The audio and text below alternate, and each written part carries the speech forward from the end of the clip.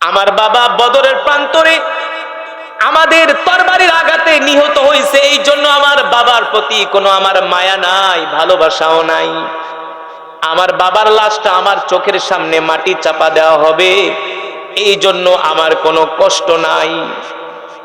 আল্লাহর নবী বলে, তাহলে তুমি কাঁদো কেন? কেন কাঁদো? তোমার চোখে কেন পানি? সাহাবী আবু হুযায়ফা বলে, আল্লাহর রাসূল, আমার চোখে পানি, আমি কান্না করছি। এর কারণ হলো এত সুন্দর ধর্ম ইসলাম, ইন্নাদ-দীনা ইনদাল্লাহিল ইসলাম, আল্লাহ তাআলার কাছে মনোনীত ধর্ম হলো, ঠিক কিনা? আল-ইয়াওমা আকমালতু লাকুম দীনাকুম ওয়া আতমামতু আলাইকুম নি'মাতি ওয়া রাদীতু লাকুমুল ইসলাম দীনা। একমাত্র কমপ্লিট জীবন ব্যবস্থার নাম হলো সুবহানাল্লাহ বলেন। কোরআন আল্লাহর জবানের কালাম, এত সুন্দর কোরআন, যেই কোরআনের তেলাওয়াত শুনলে পাথরের মতো হৃদয়টা মোমের মতো যায় কি যায় না? এত সুন্দর কোরআনের তেলাওয়াত শুনলে যে কোনো মানুষের হৃদয়ে লাগে। এই কোরআনের তেলাওয়াত শুনা কত কাফের মুসলমান হয়ে গেছে, ঠিক কিনা বলেন? এখনো এই কোরআন শুনা কাফেররা মুসলমান হচ্ছে। সাহাবী আবু হুযায়ফা বলে, গো আল্লাহর নবী, আমার বাবার লাশটাকে অপমান করা হচ্ছে, টেনে হিসড়ে আমার বাবার লাশটাকে মাটির মধ্যে পুঁতে দেয়া হচ্ছে, এই জন্য আমার কষ্ট নাই, দুঃখ নাই, আফসোস নাই। আমার কষ্ট, আমার দুঃখ, আমার আফসোস হলো এত সুন্দর ধর্ম ইসলাম পাওয়ার পরে, এত সুন্দর কোরআন পাওয়ার পরেও আমার বাবা ইসলাম গ্রহণ করতে পারলো না, কোরআনের ছায়া তলে আসতে পারলো না। এই কারণে আমার কষ্ট লাগতেছে। আমার বাবা যদি কালেমা পড়ে ইসলাম গ্রহণ করত, কোরআনের ছায়া তলে আসতো, তাহলে আজকে আমার বাবার এই বেয়াজ্জতির মৃত্যু হতো না, ঠিক কিনা বলি? আমার বাবার বেয়াজ্জতির মৃত্যু হতো না, আমার বাবার মৃত্যু হতো সম্মানের মৃত্যু, আমার বাবার মৃত্যু হতো ইজ্জতের মৃত্যু, ঠিক কিনা বলেন? এই কারণে মুসলমান যারা কোরআনের পক্ষে থাকবে, আল্লাহ তাআলা তাদের ইজ্জতকে বাড়ায় দিবে। আল্লাহ নবী প্রশ্ন করলেন, শোনো, তোমরা কি কোরআনুল কারীমের তেলাওয়াতের আওয়াজ শুনছো নাকি? সাহাবায়ে কেরাম বললেন, ইয়া রাসূলুল্লাহ, নাম, আমরা কোরআনুল কারীমের তেলাওয়াতের আওয়াজ শুনছি। আল্লাহ রাসূল বললেন, ও সাহাবীরা শোনো, যতক্ষণ পর্যন্ত কোরআনের তেলাওয়াত হবে ততক্ষণ পর্যন্ত আমি নবী দাঁড়িয়ে দাঁড়িয়ে কোরআনের তেলাওয়াত শুনবো। আল্লাহ নবী নিজে দাঁড়ায় গেছেন, আল্লাহ নবী কোরআন শুনছেন, আর সাহাবায়ে কেরামদেরকে প্রশ্ন করলেন, ও সাহাবীরা, কে এত সুন্দর করে কোরআন পড়ে? সাহাবীরা উত্তর দিলেন, ওগো আল্লাহর রাসূল, আপনার প্রিয় সাহাবী আবু মুসা আশআরী কোরআন পড়তেছে। সুবহানাল্লাহ। আল্লাহর রাসূল বললেন, মাশাআল্লাহ, আমার সাহাবীর কোরআন তেলাওয়াত তো অনেক সুন্দর। সুবহানাল্লাহ বলেন। আমার সাহাবী তো অনেক সুন্দর করে কোরআন পড়ে। সাহাবী আবু মুসা আশআরী রাদিয়াল্লাহু তাআলা আনহু যতক্ষণ পর্যন্ত কোরআনুল কারীমের তেলাওয়াত করলেন, ততক্ষণ পর্যন্ত আল্লাহর নবী দাঁড়িয়ে দাঁড়িয়ে সাহাবীর তেলাওয়াত শ্রবণ করেছেন। তো আল্লাহর নবী যদি দাঁড়ায় দাঁড়ায় তেলাওয়াত শুনে, সাহাবীরা কি পিছনের দিকে ভাগছে নাকি? আমরা হলে তো ভাগতাম। আমার বাড়িতে কাজ আছে, আমার বাজারে যেতে হবে, আমার হাঁটু ব্যথা, পায়ের ব্যথা, গ্যাস্ট্রিকের ব্যথা, আমরা বাহানা দিয়া চলে যেতাম। সাহাবায়ে কেরাম আল্লাহ রাসূলের পিছনে দাঁড়িয়ে দাঁড়িয়ে কোরআনের তেলাওয়াত শুনেছে। যখন তেলাওয়াত শেষ হয়ে গেল, আল্লাহ নবী বললেন, সাহাবীরা যাও যাও, আমার সাহাবী আবু মুসা আশআরীকে ডেকে নিয়ে আসো। সাহাবী আবু মুসা আশআরীকে ডেকে আনা হলো। আল্লাহ রাসূল প্রশ্ন করলেন, আনতা ক্বরাতা ফিল কুরআন, আনতা ক্বরাতা মিনাল কুরআন, তুমি কি কোরআনুল কারীম থেকে তেলাওয়াত করছিলে? সাহাবী আবু মুসা আশআরী বললেন, ইয়া রাসূলুল্লাহ, আমি কোরআন পড়ছিলাম, আল্লাহ রাসূল বললেন তোমার তেলাওয়াত তো অনেক সুন্দর, তোমার কণ্ঠ তো অনেক সুন্দর। এ সাহাবী, তুমি কি জানো যতক্ষণ পর্যন্ত তুমি কোরআনুল কারীমের তেলাওয়াত করেছো ততক্ষণ পর্যন্ত আমি নবী দাঁড়িয়ে দাঁড়িয়ে তোমার তেলাওয়াত শ্রবণ করেছি। বুঝছেন? আল্লাহ রাসূল বলছেন তুমি যতক্ষণ কোরআন তেলাওয়াত করছো আমি কিন্তু দাঁড়ায় দাঁড়ায় তোমার তেলাওয়াত শুনছি। সুবহানাল্লাহ বলবেন না? এই কথা বলার পরে সাহাবী খুশি হয়েছে কি হয়েছে না? কারণ রহমাতুল লিল আলামিন, দোজাহানের বাদশা না, যার হাতে থাকবে জান্নাতের চাবি। সুবহানাল্লাহ বলবেন? যেই নবীর সুপারিশ ছাড়া কেউ জান্নাতে যেতে পারবে না, যেই নবী ছাড়া কেউ জান্নাতের তালা খুলতে পারবে না, হাসরের ময়দানে যেই নবীকে ছাড়া আল্লাহ কথা বলার অনুমতি দিবে না, সেই রহমাতুল লিল আলামিন বলে সাহাবীরে তুমি যতক্ষণ পর্যন্ত তিলাওয়াত করেছো আমি ততক্ষণ পর্যন্ত দাঁড়িয়ে দাঁড়িয়ে তোমার তেলাওয়াত শুনেছি। সুবহানাল্লাহ। এই কথা শোনার পরে সাহাবীর চোখ দিয়া ঝরঝর করে পানি পড়তেছে। আল্লাহ রাসূল বললেন লিমা তাবকি ইয়া আবা মুসা আশআরী, এ সাহাবী তুমি কাঁদো কেন? কেন কাঁদো? আমি কি তোমার মনে কষ্ট দিয়েছি নাকি? তুমি কি আমার কোনো কথায় কষ্ট পেয়েছো নাকি? দেখেন আমার রাসূল কত ভালো নবী না, আমার রাসূল কত আদরের নবী। একজন ছোট সাহাবীকে বলতেছে আমি কি তোমাকে মনে কষ্ট দিছি নাকি? তুমি কাঁদো কেন? সাহাবায়ে কেরাম, সাহাবী আবু মুসা আশআরী বলে গো আল্লাহর রাসূল আমি এই জন্য কাঁদি না। আল্লাহ নবী বলে কেন কাঁদো? কারণ কি? সাহাবী আবু মুসা আশআরী বলে গো আল্লাহর নবী আপনি হলেন দোজাহানের বাদশা, রহমাতুল লিল আলামিন, আপনি হলেন কোরআনের মালিক, আপনার উপরে আল্লাহ কোরআন নাজিল করেছে, আর আমি হলাম একটা ছোট মানুষ। আপনি আমার জবানে আমার কণ্ঠে দাঁড়ায়া দাঁড়ায়া কোরআনের তেলাওয়াত শুনেছেন। আমার কাছে পৃথিবীর জমিনে এর চাইতে আর খুশির খবর হতে পারে না। জোরে বলেন আল্লাহু আকবার।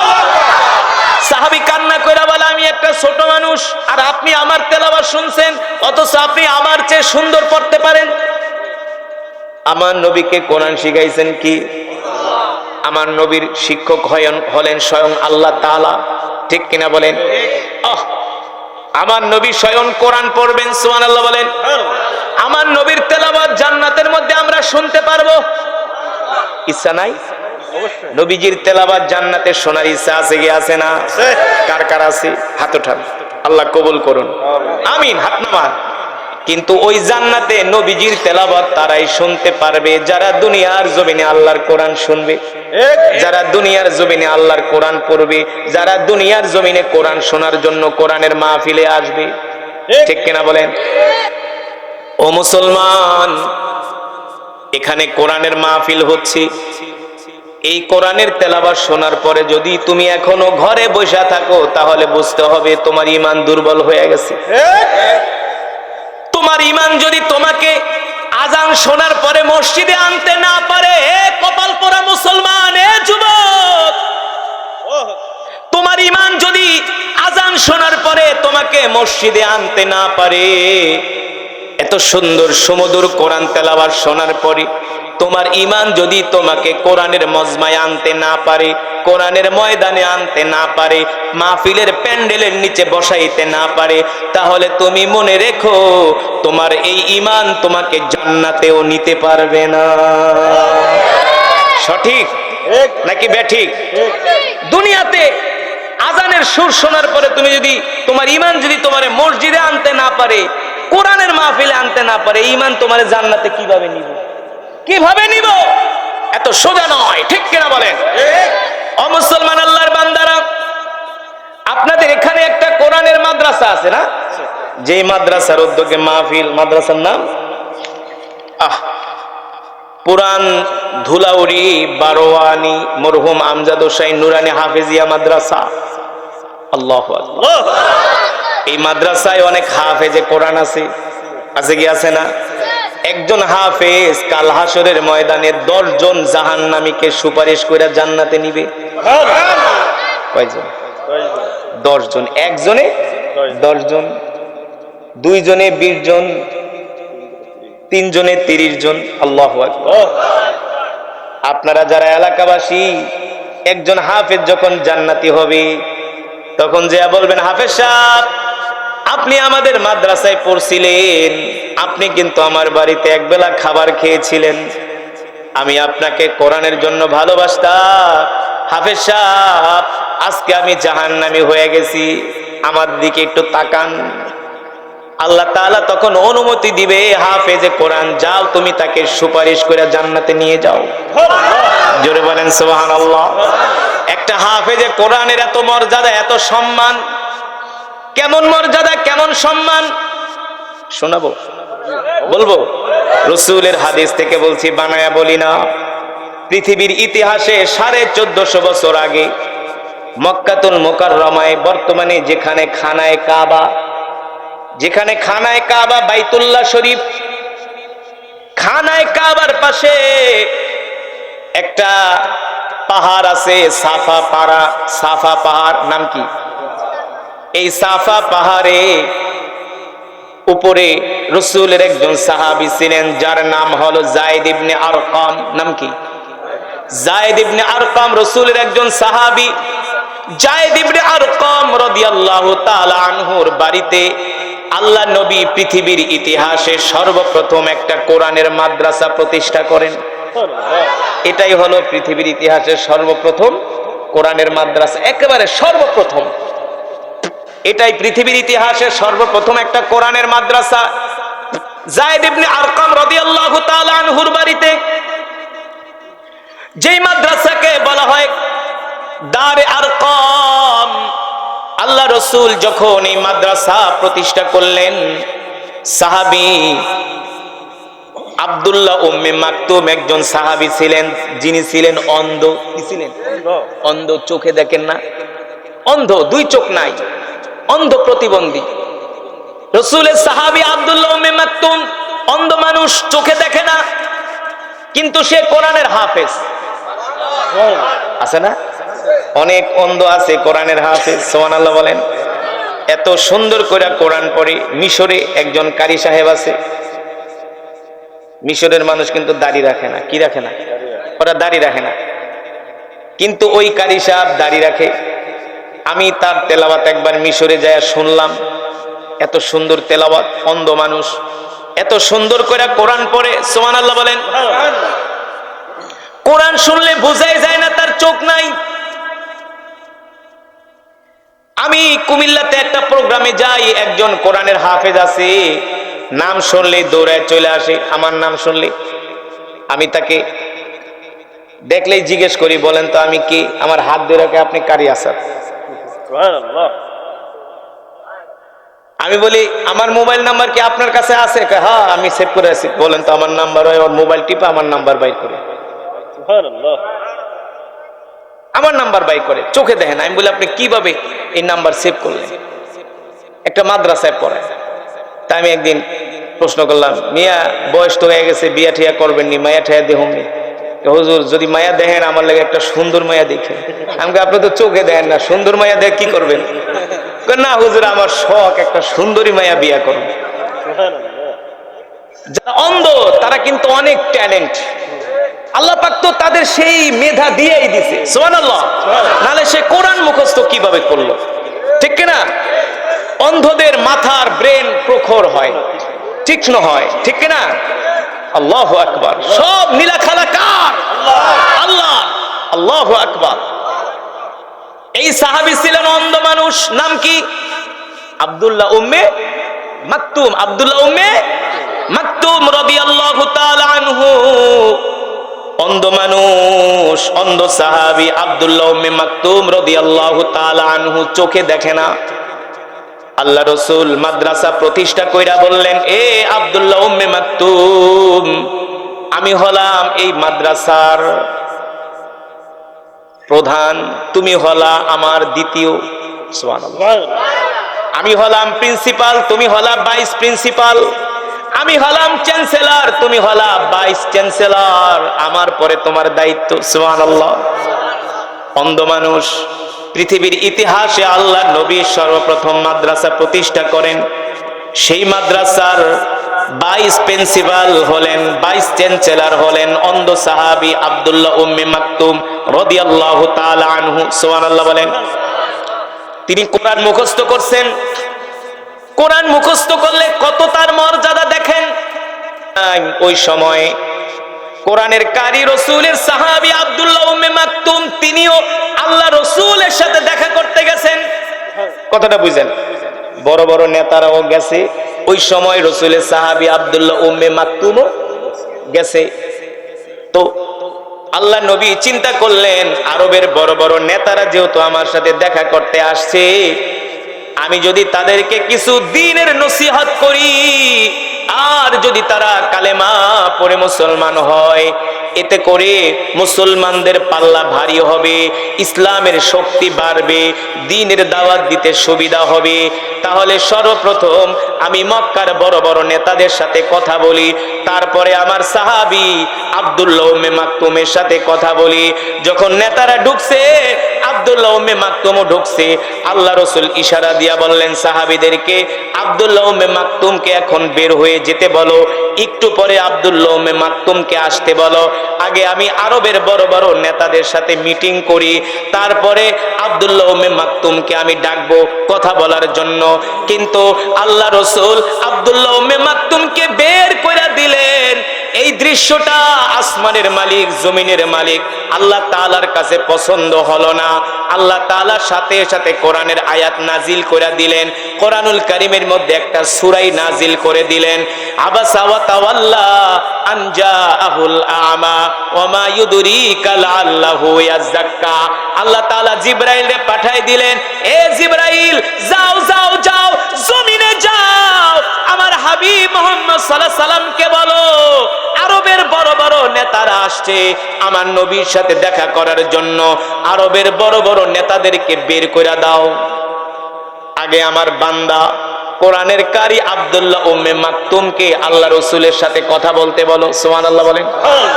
জিবরাইল আসছে, আয়েশা আল্লাহ রাসূলকে বলেন, ওগো আল্লাহর নবী করছেনটা কি? আপনি আব্দুল্লাহ উম্মে মাকতুমরে বের করে দিয়েছেন, আরবের নেতাদের সাথে কথা বলতেছেন। আল্লাহ তাআলার কাছে আরবের নেতাদের ল্যাংড়া মশার সমানও দাম নাই। তাড়াতাড়ি নেতাদেরকে বের করেন। কোরআনের কারি অন্ধ সাহাবী আব্দুল্লাহ উম্মে মাকতুমকে ডাকেন। সুবহানাল্লাহ। আল্লাহ রাসূল বলে, জিবরাইল বলেন কি? বলে, হ্যাঁ, আপনি যে আব্দুল্লাহ উম্মে মাকতুমকে বের করে দিয়েছেন, নেতাদেরকে ঢুকতে দিয়েছেন, এই দৃশ্য দেখে আল্লাহ তাআলা কোরআনের আয়াত নাজিল করছে, তাড়াতাড়ি করে নেতাদেরকে বের করে দেন। কারণ আরবের নেতাদের মধ্যে ঈমান নাই, আল্লাহর কোরআনের তেলাওয়াত নাই, কোরআনের শিক্ষা নাই। কিন্তু সাহাবী অন্ধ আব্দুল্লাহ উম্মে মাকতুমের মাঝে আল্লাহর কোরআন আছে, এই কারণে আরবের নেতাদের চাইতে আব্দুল্লাহ উম্মে মাকতুমের মর্যাদা আল্লাহর কাছে বেশি। তাড়াতাড়ি নেতাদেরকে বের করে দেন। আল্লাহর নবী আরবের নেতাদেরকে বের করে বলেন, তাড়াতাড়ি ভাগো, এগুলারে 21 নাম্বার সিরিয়ালে রাখো, আগে আমার সাহাবীরে ঢুকতে দাও। সুবহানাল্লাহ। এবার আব্দুল্লাহ উম্মে মাকতুমকে ডেকে আনা হলো। ডেকে আনার পরে যখন আব্দুল্লাহ উম্মে মাকতুম আল্লাহ রাসূলের হুজরার মধ্যে ঢুকতেছেন, আল্লাহর নবী আব্দুল্লাহ উম্মে মাকতুমকে দেখা দাঁড়ায় গেছে। শুধু দাঁড়িয়ে যায় নাই, আল্লাহ রাসূলের চাদর মোবারক আব্দুল্লাহ উম্মে মাকতুমের জন্য বিছিয়ে দিয়েছে। আল্লাহর নবী বলে, আব্দুল্লাহ উম্মে মাকতুম তুমি এই চাদরের উপরে বসো। আব্দুল্লাহ উম্মে মাকতুম বলে, ওগো আল্লাহর নবী, আপনি হলেন রাহমাতুল লিল আলামিন, আপনার চাদরের উপরে বসার মতো সাহস আমার নাই, এত বড় স্পর্ধা আমার নাই, আপনি রাহমাতুল লিল আলামিন, আপনার চাদরে আমি বসবো। আল্লাহর নবী বলে, সাহাবীরে তুমি জানো না আমি যে তোমাকে বের করে দিছি, এই কারণে আল্লাহ তাআলা কোরআনের আয়াত নাজিল করছে। শুধু কোরআনের আয়াত নাজিল করে নাই, আমি তোমাকে বের করার কারণে আল্লাহ আমাকে ধমক পর্যন্ত দিয়েছে। এবার দেখেন, আরবের বড় বড় নেতাদের চাইতে আব্দুল্লাহ উম্মে মাকতুমের মর্যাদা আল্লাহর কাছে বেশি। কারণ কারণ তার মাঝে আল্লাহর কোরআন আছে, এই কারণে। ঠিক কিনা বলেন? তার মাঝে আল্লাহর কোরআন আছে। ও মুসলমান, আল্লাহর বান্দারা, কোরআন আল্লাহর জবানের কালাম। আল্লাহর নবী বলেন আল কুরআনু হুজ্জাতুল লাকা ওয়া আলাইকা, যারা দুনিয়ার জমিনে আল্লাহর কোরআনের হক আদায় করবে, আল্লাহর কোরআনকে ভালোবাসবে, আল্লাহর কোরআনকে মহব্বত করবে, কাল হাসরের ময়দানে যারা কোরআনকে ভালোবাসবে তাদেরকে পাহারা দিয়ে দিয়ে সুপারিশ করে করে আল্লাহর জান্নাত পর্যন্ত পৌঁছে দিবে। সুবহানাল্লাহ বলেন। আপনি আমি যদি কোরআন শিখি, কোরআন পড়ি, হাসরের ময়দানে কোরআন আমাদেরকে পাহারা দিয়া দিয়ে আল্লাহর জান্নাত পর্যন্ত পৌঁছে দিবে। সুবহানাল্লাহ বলেন। ও মুসলমান, শুধু এখানে শেষ না রে যুবক, ও দোস্ত, এই কোরআনের জন্য আল্লাহর নবী তায়েফের ময়দানে রক্ত দিছে, ঠিক কিনা বলেন? এই কোরআনের জন্য আল্লাহর নবী উহুদের ময়দানে দান দান মোবারক শহীদ করছে। এই কোরআনের জন্য আল্লাহর নবী নিজের মাতৃভূমি মক্কা ছেড়ে মদিনায় গেছে, ঠিক কিনা? একমাত্র এই কোরআনের জন্য। শুধু এখানে শেষ নাই, বদর যুদ্ধের একটা ঘটনা। আল্লাহ রসুলের একজন সাহাবী ছিলেন, তার নাম হলো আবু হুজাইফা। নাম কি? রাদিয়াল্লাহু তাআলা আনহু। এই আবু হুজাইফা ছিলেন উতবা ইবনে রবিয়া, আল্লাহ রসুলের অনেক বড় দুশমন। আবু হুজাইফা ছিলেন উতবা ইবনে রবিয়া, আল্লাহ রসুলের দুশমন। তার সন্তান হলো আবু হুজাইফা। বদর যুদ্ধে যখন যুদ্ধ শুরু হয়ে গেল, ওই যুদ্ধে উতবা ইবনে রবিয়া নিহত হলেন। বদর যুদ্ধের ঘটনা, সেইখানে কাফেররা ছিল কালেমার বিরুদ্ধে, তাওহীদের বিরুদ্ধে, আর সাহাবায়ে কেরাম ছিলেন কালেমার পক্ষে, দ্বীন ইসলামের পক্ষে, ঠিক কিনা বলেন?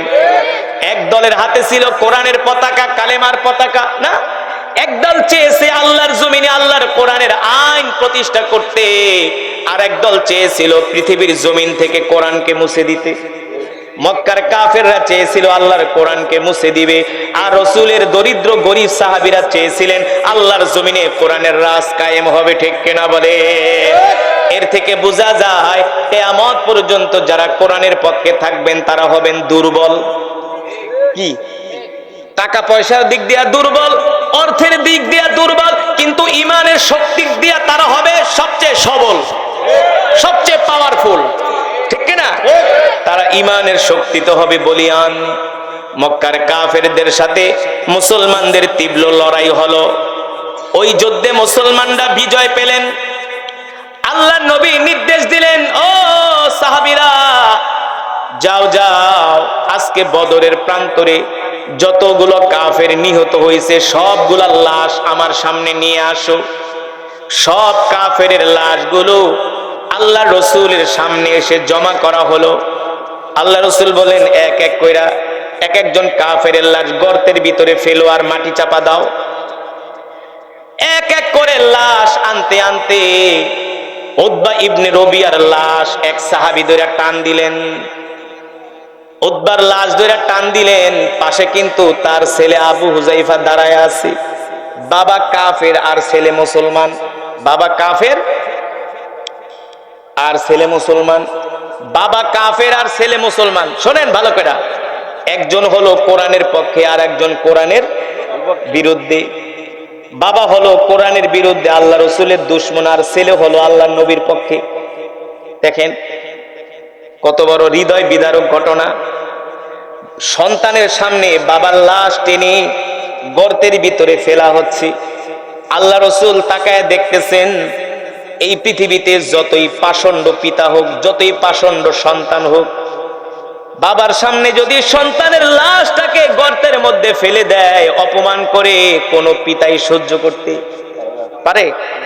আবার সন্তানের সামনে যদি বাবার লাশটাকে টেনে হেঁচড়ে গর্তের ভিতরে ফেলে, কোনো সন্তানই সহ্য করতে পারে না। সাহাবী আবু হুজাইফা রাদিয়াল্লাহু তাআলা আনহু ওই গর্তের সামনে দাঁড়ায় আছে, আর তার বাবার লাশ টাইনা সাহাবীরা গর্তের ভিতরে ফেলতেছে। আল্লাহ রসুল তাকায় তাকায় দেখতেছে, আবু হুজাইফার চোখ দিয়া ঝরঝর করে পানি পড়তেছে। আল্লাহ রসুল বুঝতে পারছেন সন্তানের সামনে বাবার লাশ এইভাবে গর্তের ভিতরে ফেলা হচ্ছে, এটা সন্তান সহ্য করতে পারছেন না। সন্তানের কলিজা ছিঁড়ে যাচ্ছে, কারণ বাবা তো হোক কাফের না, তার রক্ত থেকে তো তার জন্ম না, তিনি তো ছোটবেলায় কোলে পিঠে করে মানুষ করছে। সাহাবী বাবার লাশ দেখা ঝরঝর করে চোখ দিয়া পানি পড়া, চোখের পানিতে দাড়িগুলো ভিজে টপ টপ করে পানি পড়তেছে। আল্লাহ নবী রহমতুল্লিল আলামিন এই দৃশ্যটা তাকায় তাকায় দেখতেছে। সাহাবী আবু হুযায়ফা রাদিয়াল্লাহু তাআলা আনহু কান্না করতেছে। এই দৃশ্য দেখে আল্লাহ রাসূলেরও কষ্ট লাগলো, আল্লাহ রাসূলেরও চোখে পানি চলে আসলো। কারণ বাবার প্রতি সন্তানের ভালোবাসা, এটা পৃথিবীর কোনো বন্ধনেই ছিন্ন করতে পারে না। এই বন্ধনেই ভালোবাসা। বাবা তো বাবাই, মা তো মাই, কাফের হইল মা, কাফের হইল বাবা। আল্লাহ রাসূল দেখলেন সাহাবী কান্না করতেছে। এই দৃশ্য দেখে আল্লাহর নবী সাহাবী আবু হুযায়ফাকে ডাক দিলেন, এ আবু হুযায়ফা,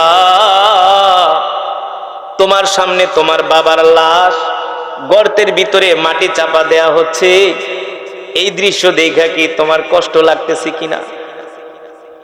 সাহাবী ডাক দিয়া বলে, গো আল্লাহর নবী, আল্লাহ রাব্বুল আলামিন কোরআনুল কারীমের মধ্যে বলেন, ওয়ানুনাজ্জিলু মিনাল কুরআনি মা হুয়া শিফাউ ওয়া রাহমাতুল লিল মুমিনিন ওয়া লা ইয়াজিদুয যালিমিনা ইল্লা খাসারা। আল্লাহ রাব্বুল আলামিন বলেন, নবী হে আমার, আমি আল্লাহ আপনার উপর যে কোরআন নাজিল করেছি, এই কোরআন আমি মুমিনের শেফার জন্য নাজিল করেছি, এই কোরআন আমি মুমিনের মুক্তির জন্য নাজিল করেছি। আল্লাহু আকবার।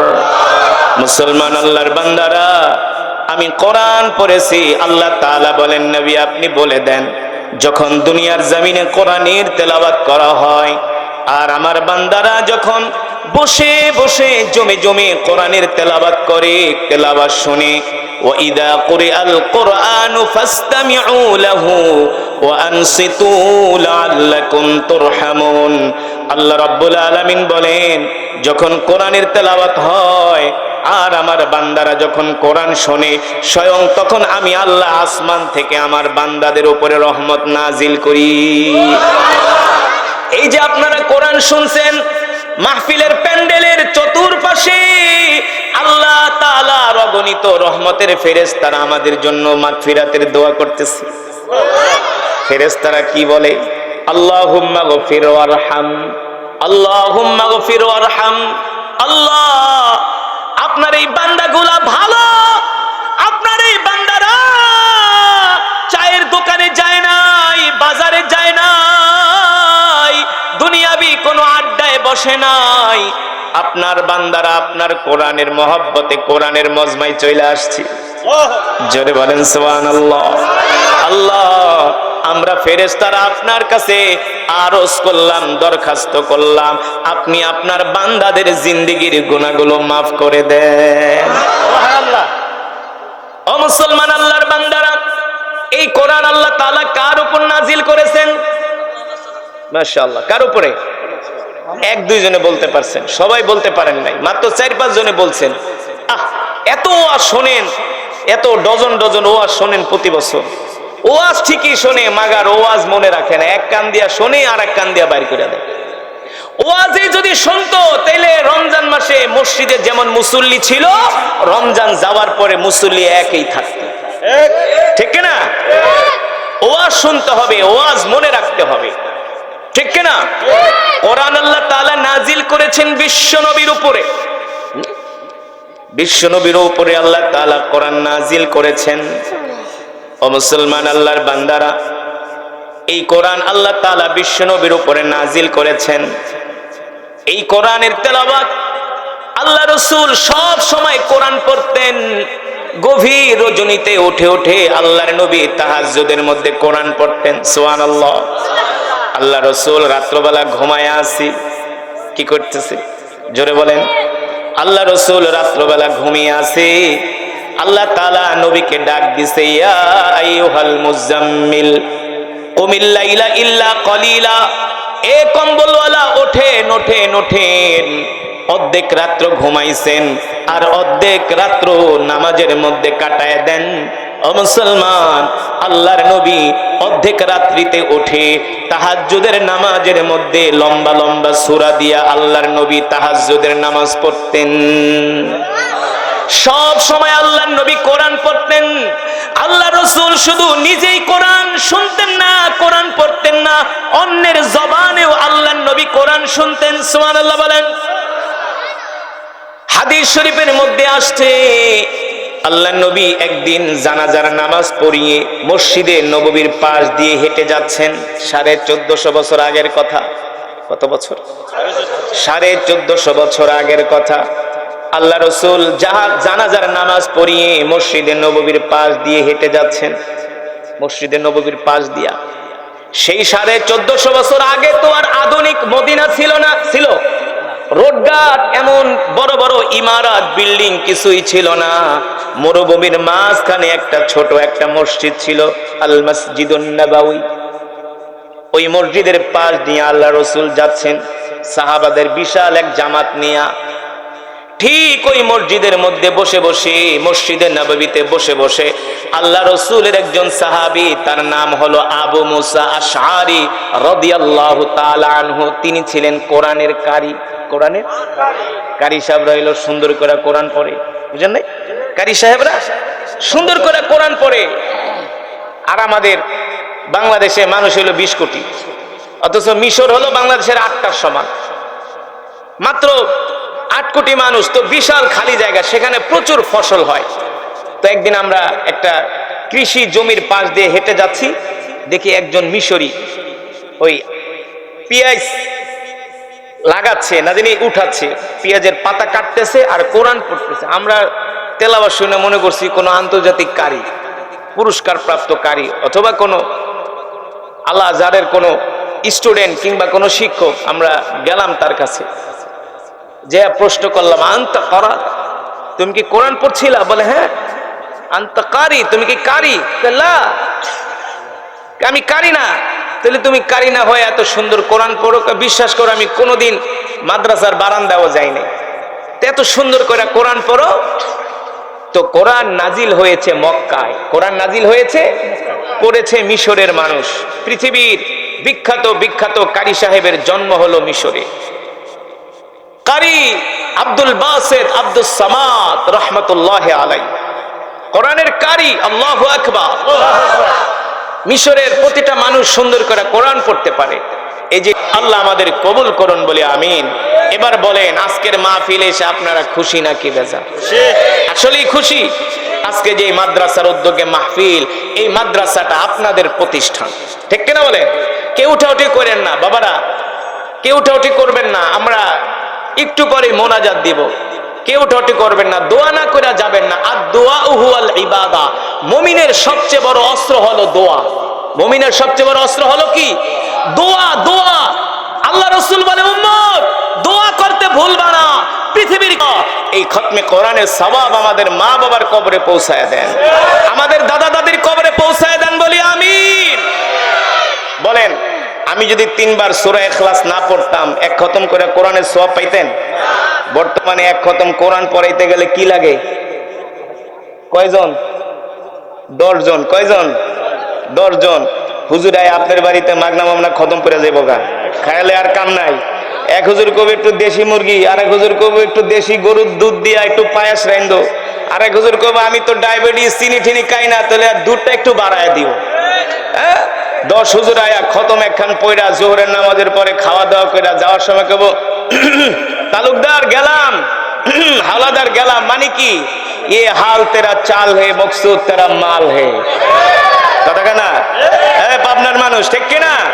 তার মানে বর্তমানে 1 খতম কোরআন পড়াইতে গেলে কম হইলো 10,000 টাকা খরচ হয়। কিন্তু আজকের মাহফিলে আসার কারণে একটু বসছেন, কষ্ট করছেন, 1 খতম করে কোরআনের সওয়াব পাইছেন। খুশি নাকি বেজার? বলি আলহামদুলিল্লাহ। যেই মাহফিলে এতগুলো খতমে কোরআন হয়, ওই মাহফিলে দোয়া করলে আল্লাহ সেই দোয়া ফিরায় দিতে পারেন ইনশাআল্লাহ। একে তো আল্লাহ দিবেই না, দ্বিতীয়ত আমি মুসাফির, আল্লাহ রসুল বলছেন বুলেটের গুলি মিট যেতে পারে, মুসাফিরের দোয়া মিট যায় না। আমি যখন কোরআন পড়ছিলাম ভাইজান আমাকে বলতেছে হুজুর তেলাওয়াত শর্ট করেন। তা আমার তো উদ্দেশ্য হলো যাতে সবাই এক খতম করে কোরআনের সওয়াব পায়, সেও যাতে পায়। আমি সূরা ইখলাস না পড়লে পাই তো সওয়াব। এই কারণে আমি কি আইসেন কষ্ট করে কিছু নিয়ে যান, ঠিক না? খুশি নাকি বেজা? কিন্তু বয়ান শুরু হবে, একজনে উঠাউঠি করা যাবে না। আমরা একসাথে মোনাজাত দিয়ে বাড়িতে যাব। রাজি আছেন?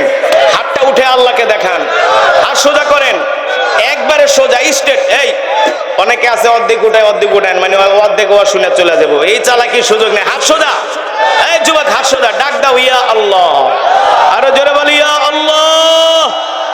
আল্লাহ আমাদের কবুল করে নেন, শেষ মোনাজাত দিয়া যাওয়ার তৌফিক দেন, বলি আমিন আমিন। হাত নামান। এটা ভদ্রতা না, এটা সুন্নত না। সুন্নত হলো আগে মেহমানকে বিদায় দিবেন, তারপরে মেজবান যাবে। তা আমি আপনাদের মেহমান। একে তো আমি কোরআনের হাফেজ, কোরআনের কারি, কোরআনের মাওলানা। এই হাতে অনেক অমুসলিমকে মুসলমান বানাইছে, অনেক অমুসলিম এই কোরআন শুনে মুসলমান হয়েছে, এই কোরআন শুনে। সুতরাং একজন কোরআনের কারি আসছে আপনার এলাকায়, এটা আপনার জন্য সৌভাগ্য, ঠিক না? আমি আগেই বলছি, আপনি আমার 3 বছরও পাইতেন না, পাইবেন না, দেখবেন। আমি আসছি, এটা আপনাদের জন্য নেয়ামত। একজন আলেমকে সম্মান করেন, ভালোবাসেন, ঠিক না? আল্লাহ কোরআনের উসিলায় জান্নাত দিয়ে দিবে। আল্লাহ তাআলা আমাদের কবুল করুন, বলি আমিন। আল্লাহর বান্দারা